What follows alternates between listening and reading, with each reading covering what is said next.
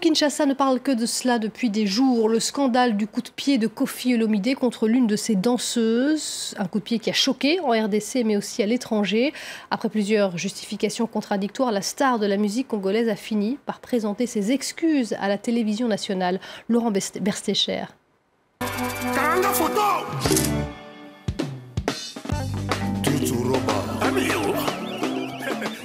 Loin de l'extravagance et du sourire contagieux affiché dans son clip Selfie, c'est l'air penaud, caché derrière des lunettes noires, que Koffi Olomidé a tenu dimanche soir à présenter ses excuses.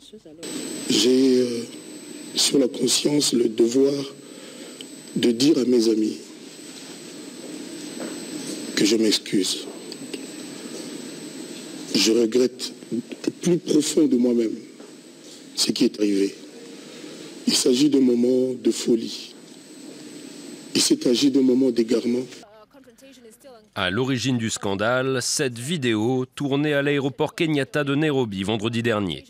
On y voit Koffi Olomidé donner un violent coup de pied à une de ses danseuses, une agression que le chanteur avait dans un premier temps niée, avant que les images ne fassent le tour de la toile, l'obligeant à reconnaître les faits.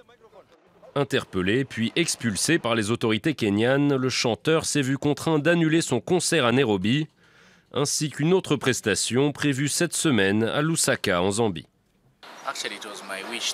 Je voulais qu'ils annulent le concert, je n'ai pas aimé ce qu'il a fait en public. Quels que soient les problèmes du groupe, ce n'était pas bien de réagir comme ça. C'était vraiment déplorable et je suis content que le concert soit annulé. Je pense qu'il a retenu la leçon.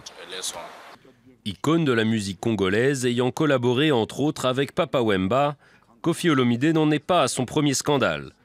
À 60 ans, le chanteur a déjà fait face à de nombreuses accusations. Il avait notamment été inculpé pour viol à Paris en 2012. Il était alors rentré à Kinshasa sans attendre le verdict.